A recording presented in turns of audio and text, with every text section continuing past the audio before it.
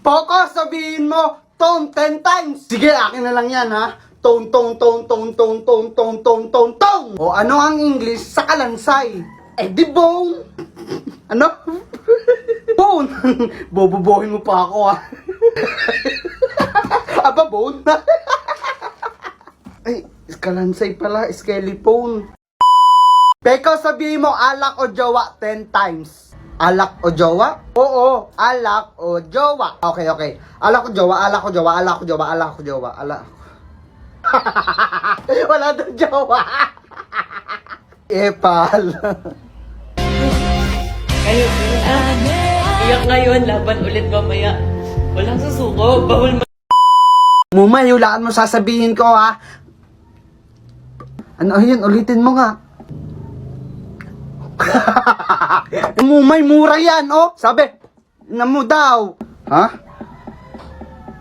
Put. Di naman mura yun, Mumay, eh. Sabi ko, pusang Rinalbo. Napakano kasi ni Peko, eh. Wow, nagpa-chupet. In fairness, ang pogi mo ngayon. Ngayon? Eh, pogi naman talaga ako. Bakit may letter C dyan? Ano ibig sabihin yan? Wala, design lang yan kasi pogi ako. Ah, may ibig sabihin yan, J kasi zupot. Mumay si Peko. Marinig siya ni Crush eh, nakakahiya. Bata. Peko, be matured enough. Di ka na bata. Kaya sama mo na lang ako sa pagtanda. Tayo na lang dalawa. Tayo na lang magsama. Tayo na lang dalawa. Tumigil ka, self-love ako. Legit ba? Ano pakiramdam na nagse-self-love at minamahal kita at the same time?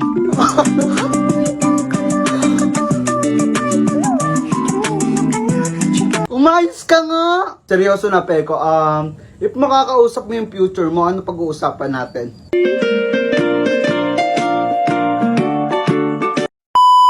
Yan nga, no, tapang-tapangan tayo ngayong araw. Dahil nagpa-piercing lang naman tayo sa ating kilay. At tattoo and piercing ang mga ginagawa nila. At dito sa part na to, pumili na ako ng hikaw na ilalagay sa aking kilay.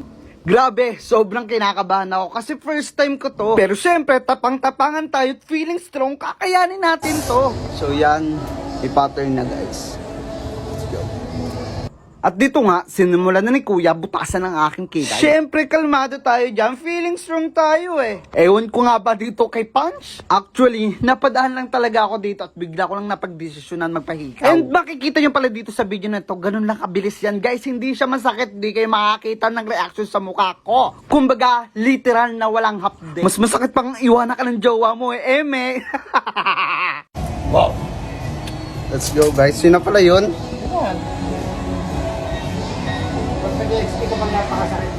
Hindi na.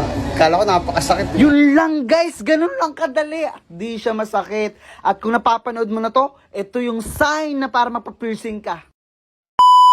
Wow, astig ha, may hikaw sa kilay. Siyempre, atapang-atawa ko eh. Atapang-atawa talaga. Bakit natatawa ka? Wala, atapang-atawa ka talaga. Pero magpatuloy, di mo magawa. Mumaya si Peko! Mama! Koloy, tigilan mo ako, kagabi ka pa. Mama, di ba sabi ni Father kahapon nagsimba tayo, tanggalin ang galit sa puso, patawarin na may kasalanan, maging good Samaritan. Eh paano ikaw? Ako kasi simba ko lang, ako wag mong dinedemonyo ha? Eh de, kunwari may tinulungan ka, tapos after nyo nakipag-chismisan ka, kaya ang tawag sa inyo, good Samaritans. Pagpalain kang chismosa ka. Sinusubukan mo talaga ako. Makakabugbog yata ako ng bata ngayon. Peko, sabihin mo nga, R-hour. R-hour? Oo, 10 times ha? Okay, game ha? R-hour.